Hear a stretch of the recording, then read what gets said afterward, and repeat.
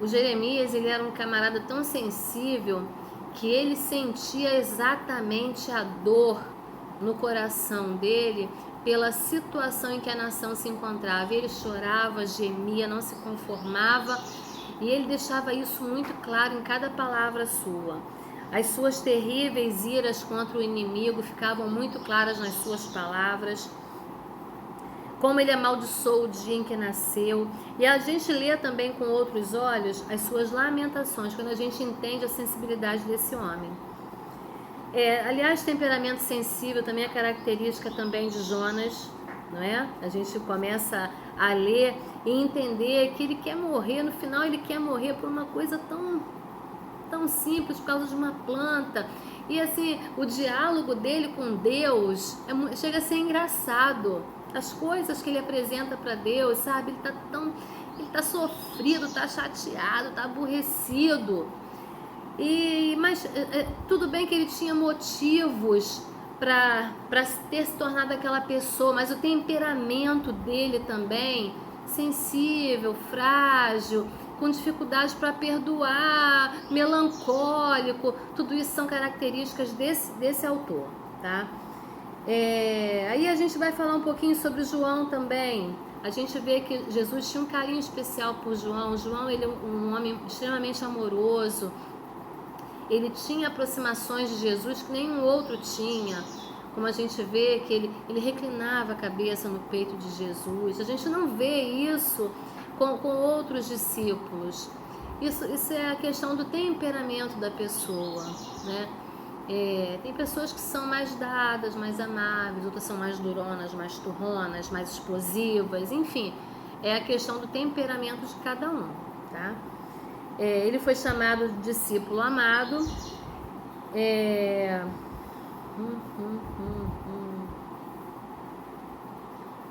Outro aspecto importante também, página 54, a ser observado na exegese bíblica, é a questão das circunstâncias em que o livro foi escrito. É um aspecto que a gente não pode esquecer. As circunstâncias em que o livro foi escrito muitas das vezes vão explicar o seu conteúdo e o que a gente pode esperar daquele livro. Israel, por exemplo, em sua história experimentou períodos muito distintos. E a gente lendo os textos bíblicos do Antigo Testamento, e até no Novo Testamento também, a questão da destruição do templo, a gente vai entendendo um pouco melhor e conhecendo e se transportando para aquela história. No tempo dos juízes, por exemplo, foi um período que Israel experimentou, a consciência daquela nação judaica, a consciência religiosa deles, ainda estava em formação. A idolatria no meio da nação era um pecado muito comum. Quando chega o tempo de Samuel, a ordem profética começou a se afirmar, exercendo uma influência ainda mais forte sobre a religiosidade do povo. A questão dos profetas, dos sacerdotes, nesse momento, com a nação de Israel, ela faz com que o povo tenha uma forma de se relacionar com Deus completamente diferente. No período dos reis, a espiritualidade do povo, ela oscila o tempo inteiro. A prova disso é quando há a divisão do Reino do Norte e o Reino do Sul, como que a nação fica perdida. Isso porque essa espiritualidade do povo, ela vai oscilar de acordo com a espiritualidade do rei. Quanto mais esse rei for um homem temente a Deus, mais ele vai transmitir isso para o povo e vai incentivar que o povo também seja. Quanto mais distante de Deus esse rei estiver, mais ele vai influenciar o povo também a estar. Havia reis fiéis e reis idólatras, como a gente vai lendo ao longo do Antigo Testamento, e essas mudanças vão sendo sentidas em todo o livro. Com o fim do exílio, a idolatria se torna mais rara em Israel, porque o exílio ele vem para forjar o caráter dos judeus, né? Para mostrar quem é Deus, para mostrar, olha aqui, vocês estão aqui nesse lugar por causa dos seus pecados, da sua idolatria, porque vocês não convertem o seu coração, porque vocês não se rendem diante de Deus. Então vocês vão colher do próprio fruto de vocês vão experimentar o cativeiro. É ali que eles são levados a um estreito, de forma a ver que não tem, que tudo aquilo que Deus tinha para eles e que eles mesmos rejeitaram, que foi a causa de que eles estivessem ali no cativeiro. Então isso só tem dois caminhos: ou você abandona de vez ou você se agarra de vez, tá? Os pecados mais citados nesse período são a frieza e o formalismo morto. Isso é uma coisa que a gente precisa ter muito cuidado, porque até os dias de hoje pode acontecer com a gente, tá? A frieza e esse formalismo que faz com que você vá ao culto somente para cumprir um ritual religioso. Porque o pastor vai sentir falta de você no culto, vai ver que você não foi, o seu líder vai perceber que você não foi. Vamos só cumprir a formalidade, mas no seu coração você não queria estar ali, no seu interior a sua cabeça não está ali, enfim, uma série de coisas que acontecem dentro da gente naquele momento e que a gente continua fazendo por fazer. E quando a gente vai no Antigo Testamento para o Novo, a gente percebe uma grande mudança de estilo e de ambiente, tá? Porque aí o templo já não é tão importante, o lugar onde se adora já não é mais tão importante, se é no monte, se é aqui embaixo, mas aí também a questão de onde Deus habita já mudou completamente, porque Jesus começa a apontar que o templo agora é você. Então são questões para a gente pensar, para a gente analisar, para a gente refletir que importância nós estamos dando a algumas coisas e que valor, que prioridade, sabe? É coisa para a gente pensar realmente. O conhecimento do período interbíblico que a gente falou no semestre passado é que vai explicar para a gente o domínio de Roma em Israel e o governo dos idumeus sobre o trono de Davi.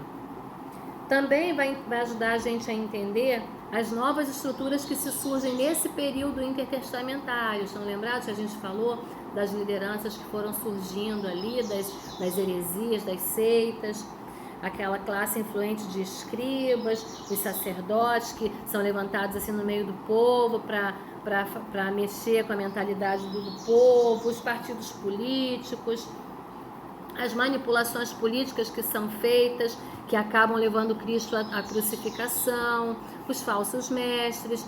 E aí grande parte das cartas de Paulo, em que ele fala sobre a vida vitoriosa e abençoada dos cristãos, a gente percebe que foi escrito no momento em que ele estava na prisão. Ai, que coisa mais estranha. Ué, tá falando de vida abençoada, vitoriosa do cristão, mas o cara tá preso, está em algemas, está em cárcere privado. Como é que pode o cara ter esse olhar, ter esse entendimento? Mas tem. Porque um dia, numa aula, um aluno falou assim para mim: a visão de prosperidade que nós temos hoje é muito diferente da visão de prosperidade bíblica. E a gente vai entender isso quando a gente lê essas cartas de Paulo que ele escreve estando aprisionado. A visão de uma vida vitoriosa e abençoada independe da situação em que você está.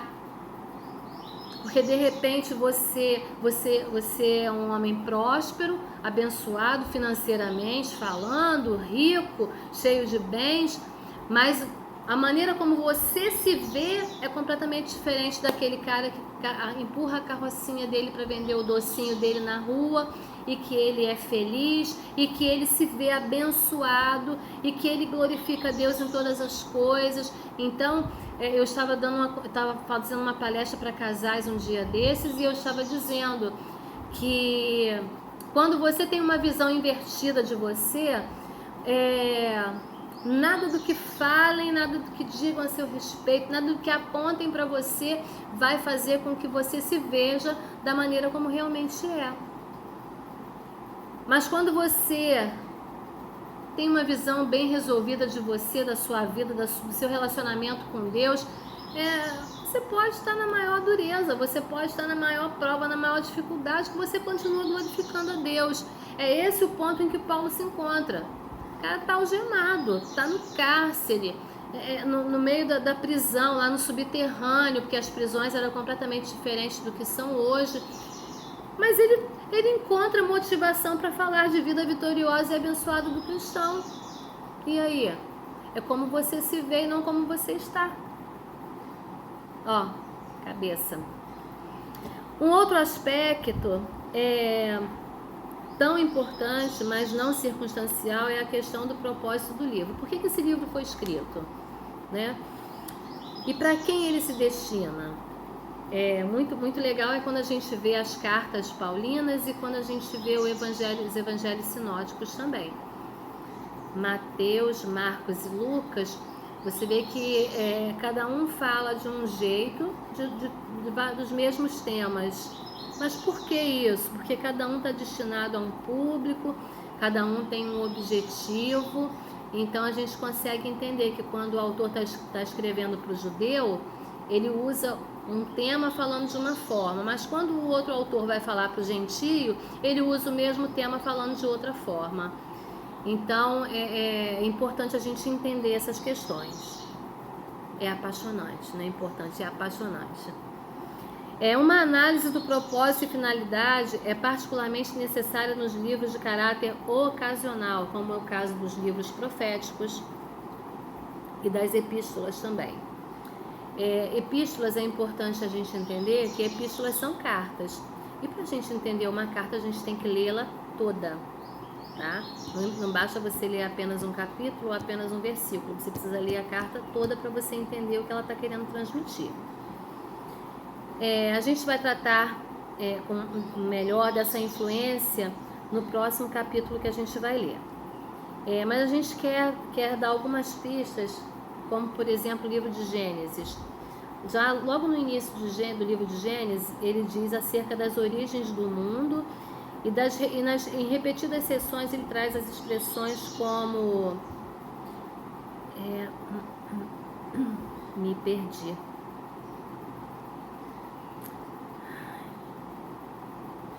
Estas são as gerações.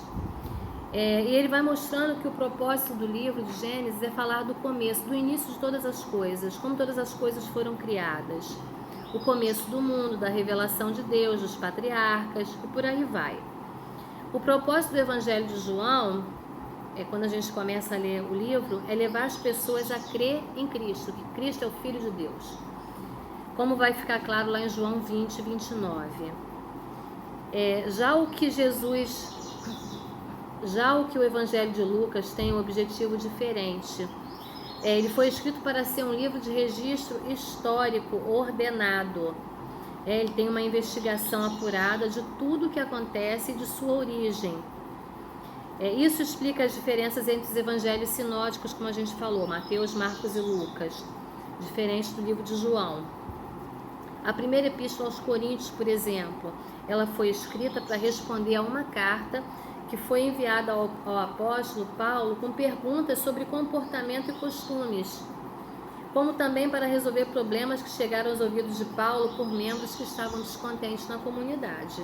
Tá? Então, para a gente poder entender isso aí, a gente precisa ler a carta toda para a gente poder saber o que está sendo tratado naquele momento.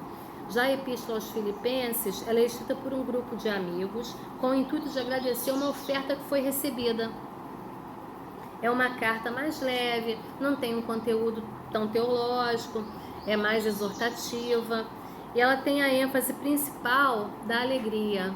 Ele está grato, um coração cheio de alegria pela oferta, pelo cuidado dos irmãos, pela preocupação que eles têm com a vida ministerial dele.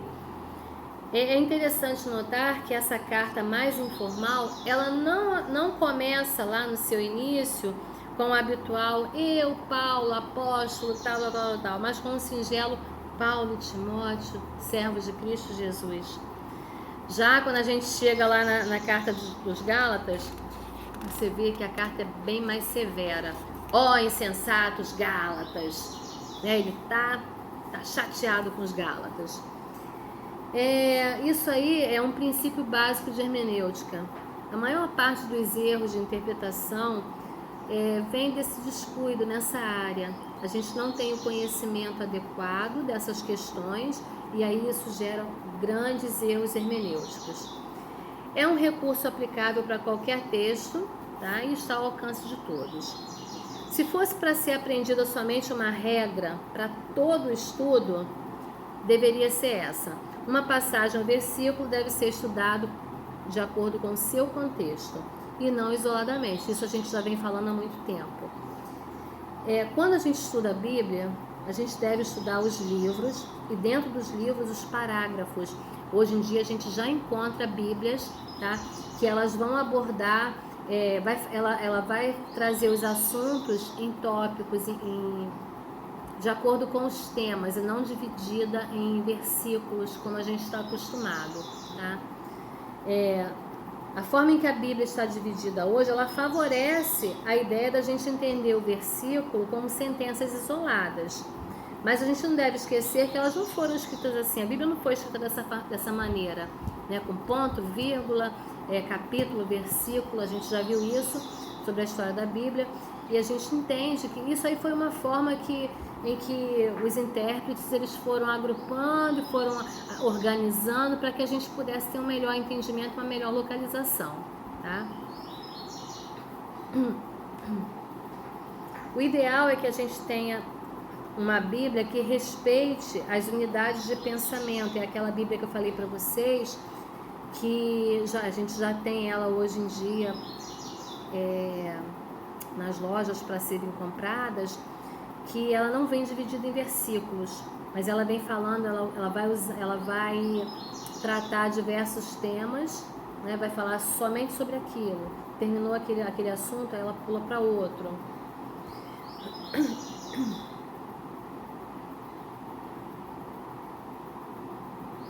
Vamos lá. De todos os livros, página 57, em que os versículos funcionam como unidades quase isoladas, é o de Provérbios, tá? Que a gente pode até ler os versículos isolados, mas que também a gente vai encontrar respaldo para eles. Mesmo assim, o contexto vai ajudar na interpretação de alguns provérbios também.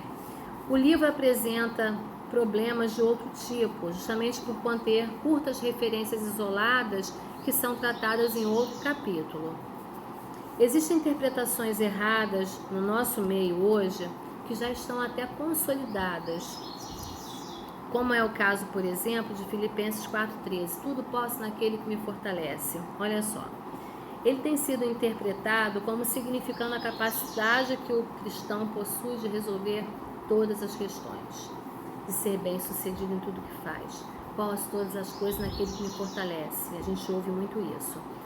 Mas a simples leitura do versículo que vem antes e o que vem depois também já deixa claro o sentido pretendido desse texto, que ele diz assim: eu tanto sei estar humilhado como também sei ser honrado. De tudo e em todas as circunstâncias eu tenho experiência, tanto de fartura como de fome, assim de abundância como de escassez. Tudo posso naquele que me fortalece. Todavia, fizeste bem associando-vos na minha tribulação.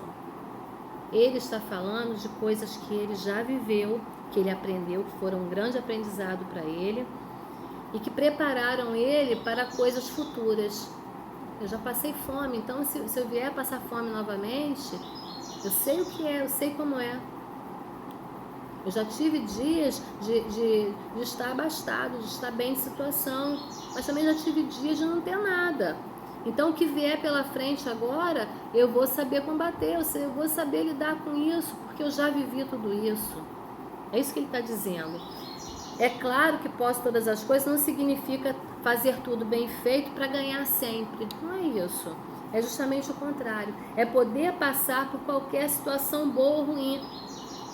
A leitura de toda a carta vai mostrando para a gente que Paulo agradece uma oferta recebida. E tudo isso faz com que ele vá dissertando a respeito dessas questões que ele já viveu. Não que ele fique revoltado por passar dificuldades ou que ele fizesse questão de viver no mínimo. sabe? Mas ele estava acostumado a passar por todo tipo de prova e mesmo assim ele agradecia a oferta de amor. Então a gente acaba pegando um versículozinho, uma coisinha pequenininha, a gente faz aquilo ali uma coisa para a vida toda, uma coisa que não tem nada a ver. Ele está dizendo justamente o contrário. E grande parte dos nossos erros vem do fato da gente ir no texto fazer uma exegese, querendo ouvir do texto aquilo que a gente quer, aquilo que a gente precisa. E o professor Sturte, lá na página 57, ele vai dizer assim: por que é que as pessoas acham tão frequentemente nas narrativas bíblicas lições que não estão lá? É muito comum a gente ouvir o pregador dizer assim: sabe qual a lição que eu tiro desse texto? E aí ele começa a falar 1, 2, 3, e não é nada disso que está ali. Atribuindo à Bíblia suas próprias noções, ao invés de tirar da Bíblia aquilo que Deus quer que elas saibam. Tem 3 razões principais. Primeiro, elas estão desesperadas por informações que as ajudarão, que serão de valor pessoal, que se aplicarão na sua própria situação. E aí a gente começa a dizer, eu tiro essa lição daqui desse texto. E às vezes o texto não está dizendo nada daquilo. Segundo, elas estão impacientes, querem suas respostas agora, nesse livro, nesse capítulo. Terceiro, esperam que tudo na Bíblia se aplique diretamente como instrução para a sua própria vida individual. E eu sempre falo isso para vocês, a Bíblia não foi escrita para nós. A Bíblia foi escrita para um povo, uma cultura diferente, uma sociedade diferente, um tempo diferente, com costumes diferentes. Então é errado a gente pegar algumas coisas da Bíblia e tentar adaptar para os dias de hoje como doutrinas, coisas que aconteceram no Antigo Testamento, a gente queria adaptar para os dias de hoje, porque não vai casar, não vai dar certo, porque aquele texto não está falando sobre isso, ele está se referindo a uma questão daquele período, daquele tempo. Vamos ver agora um problema mais delicado ainda, aquilo que constitui o problema hermenêutico na interpretação da Bíblia. A questão da aplicabilidade do texto para nossas vidas, que é isso que eu acabei de falar para vocês. Como definir quando o mandamento ou ordem é para a nossa vida ou não é? Uma coisa muito comum que eu vou falar aqui sem menor problema é que a mulher não pode cortar o cabelo, não pode raspar o braço, né? Não pode raspar a perna, não pode pintar a unha, não pode usar bijuteria, não pode isso, não pode aquilo, não pode usar calça comprida. E aí pegam essa doutrina e começam a se basear em textos bíblicos que nada tem a ver com a gente hoje, porque as mulheres daquele tempo, daquela cultura, elas tinham costumes e tradições completamente diferentes dos nossos. Então, quando Paulo fala na questão da mulher não poder falar, é porque era cultural, gente. A mulher ela não tinha o direito de participar dos estudos, só os homens participavam nas sinagogas, elas não podiam entrar no templo, tinha um local separado para elas. Se elas quisessem aprender algum ensinamento bíblico da Torá, que era o livro que eles tinham na época, elas não podiam frequentar os círculos de estudos, elas precisavam ser ensinadas pelos seus maridos em casa, se eles quisessem ensinar. Então não era permitido que as mulheres falassem em público, uma série de restrições para a condição da mulher naquele tempo. Então isso não se aplica para a gente. Eu já passei por situações em que eu estava num grupo de estudos, na minha casa, e um rapaz levantou essa questão, que eu não poderia estar falando porque a Bíblia diz que a mulher se calha. Rapaz de 20 e poucos anos. Então, para você ver assim, ele veio de uma outra denominação, com umas doutrinas assim. Então, são questões que a gente vai pegando, vai querendo adaptar na nossa vida diária, que não tem nada a ver. O grande problema é que a maior parte dos livros da Bíblia e as epístolas de onde a gente tira a nossa base teológica são de natureza ocasional, não foram escritas para nós. tá? Isso que a gente acabou de falar agora. Paulo, quando ele escreve aos Tessalonicenses, na página 58 da apostila, ele diz assim: não vos recordais de que ainda convosco eu costumava dizer essas coisas, e agora sabeis o que detém. Paulo estava falando naquele texto ali do anticristo, e lembrava aos crentes de Tessalônica dos seus ensinos quando ele revelava o que detinha o anticristo. Eles sabiam do que Paulo estava falando, mas a gente não. Quer dizer, a faixa de sintonia do autor e dos leitores primitivos eram diferentes da nossa, tá? Paulo levanta uma pergunta, mas não nos dá a resposta. Só os seus primeiros leitores sabiam. Às vezes nós temos a resposta, mas não sabemos a pergunta. É o caso de Coríntios 7:25. Com respeito às virgens. Isso é, quanto à sua pergunta a respeito das virgens, e passa a responder essa difícil seção das Escrituras a respeito do casamento. A gente tem a resposta sem saber a pergunta qual era, ou qual era o problema que estava acontecendo ali. No entanto, é claro que isso deve ser visto numa real dimensão, tá? É certo que ninguém nunca se sentiu tentado a fazer uma peregrinação a Roma a fim de levar a cabo os livros de Paulo até Troade, né? Embora seja um mandamento muito claro nesse sentido. A exortação ao mesmo Timóteo nesse capítulo. Quer dizer, Paulo estava falando para Timóteo, para levar a capa e as cartas dele, os livros que ele escreveu até Troade. Prega a palavra. Ele está dizendo o seguinte, olha só, prega a palavra. Ainda que seja oportuno ou não, corrige, repreende, exorta na doutrina. É vista como aplicável também a nós. A hermenêutica do bom senso funciona bem nos dois casos. Você saber quando aquilo ali é para os dias atuais, é para ser aplicado na sua vida e quando não é. Questão de bom senso também. Os nossos problemas se encontram nos textos que ocupam uma posição entre essas duas passagens, onde a gente tem dúvida e discordância se devemos ou não obedecer a determinadas passagens. Mas o uso do bom senso é de emprego subjetivo. A gente precisa definir com que base hermenêutica a gente vai ler o ensino de Paulo para Timóteo, tomar vinho para problemas no estômago. A água, naquele período, não havia tratamento de água, né? A questão da sanitização, da questão de água clorada, de iodo no sal, não havia essas questões de saúde pública, não havia questões de higiene suficientes para você proteger a qualidade da água. Então o que acontecia? Era muito comum que as pessoas tivessem problemas estomacais.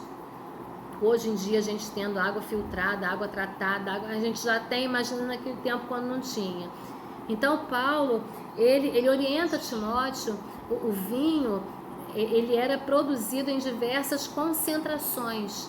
E de acordo com a concentração que ele era produzido, o seu grau de pureza, ele era atribuído a uma determinada finalidade. Era muito comum, dificilmente as pessoas bebiam água pura, dificilmente, porque a água era escassa.